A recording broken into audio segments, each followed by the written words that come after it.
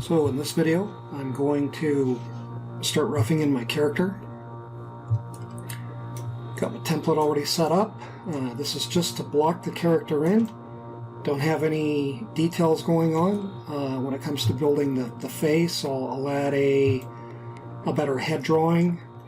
When it comes to gear, armor, shoes, all that sort of stuff, we'll add that in later. This is just to get the basic shape. I generally start with a cube, but I have found that sometimes it's difficult when people are learning modeling to keep the forms rounded. So I think what I'm going to do is start from a cylinder because of that reason for this particular model. So I'm going to click on create. I'm going to make 12 divisions. So I'll pull this up, and I usually model the left side of the character or the right side of the screen. So I'm going to delete those faces, and I'm also going to get rid of these edges here. And so for that, forget which one of these is the new delete icon. So I think it's that one. Yeah.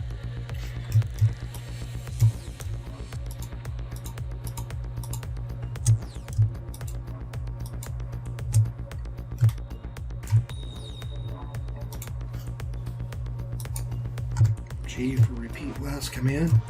And I'm going to bring up my polycut or P-cut custom modeling window. Okay, and I'd also like to assign material. So what I'll do is make a new,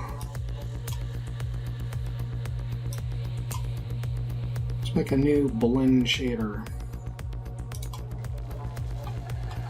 So a new blend, rename it to character. And let's give it a color. I'll try orange for now.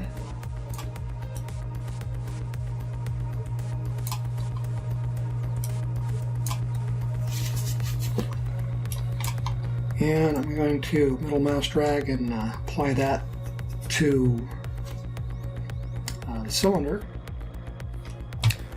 Now what I want to be able to do is toggle the transparency off and on as I'm working on the character. So I think that's probably a good level of transparency there to work with. So I'm going to bring up my script editor. I'm going to clear the input and the history. And let's just wiggle this and kind of set it back to about the midpoint. So this command right here, set attribute for character.transparency. We'll set it to that amount of transparency. So middle mouse drag that up to the shelf. And then let's set the transparency to 0. Do the same thing, middle mouse drag that up here, make it a mel button. And then if I wanted to, I could right click, edit, over to shelves, right here to the icon label, say 0T.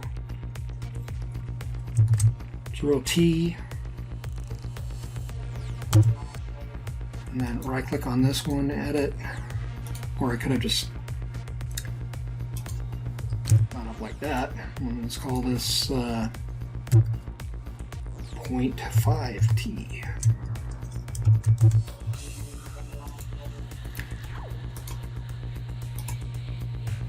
So now I can toggle the transparency off and on of my texture. It's kind of handy.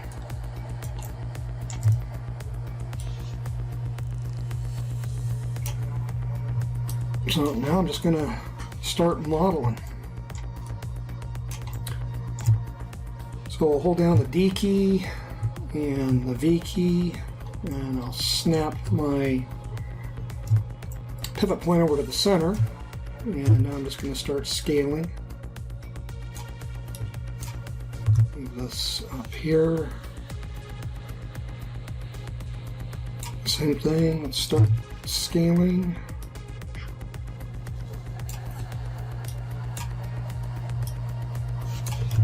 Up here in the side view as well.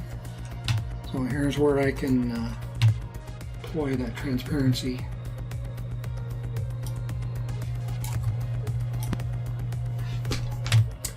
Right there, I'll center the pivot. It's not going to work on components.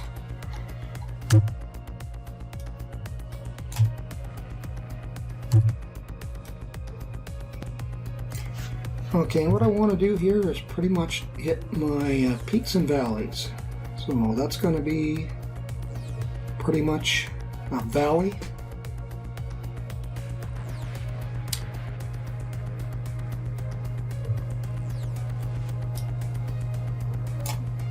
And let's pull this down here to kind of a valley, at least for the rear end there. Then I'll start working on peaks. Now before I get any more crazy with this, well, I can rotate that up a little bit too.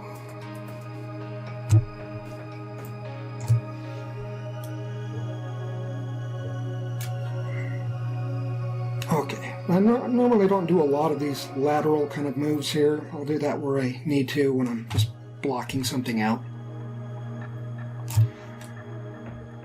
Now I'm just going to take this end and I'm going to extrude it straight up.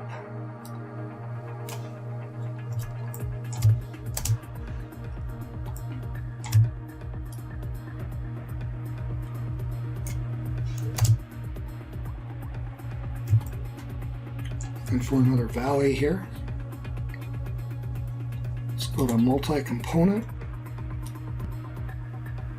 So D to reset the pivot and V to vert snap it. And then just D, and I'll kind of put this in the center, and I can scale.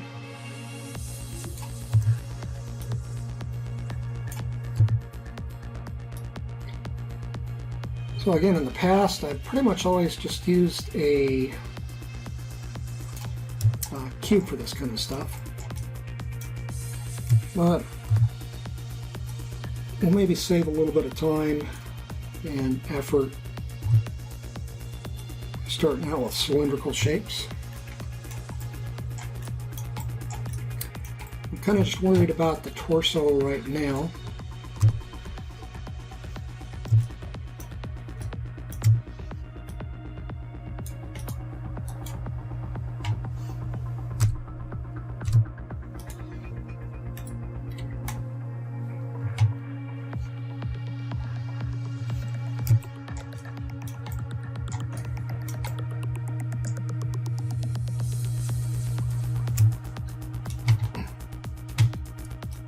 Now what I can start doing is adding some edge loops.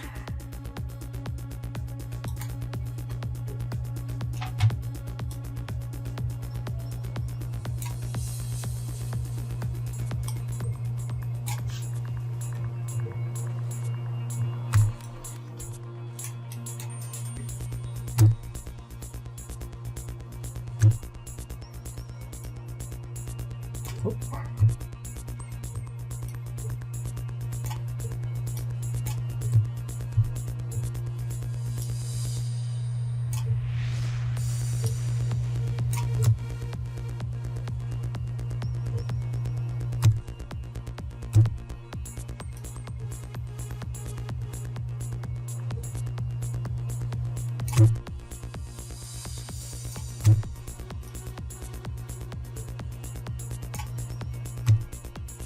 And peaks and valleys here.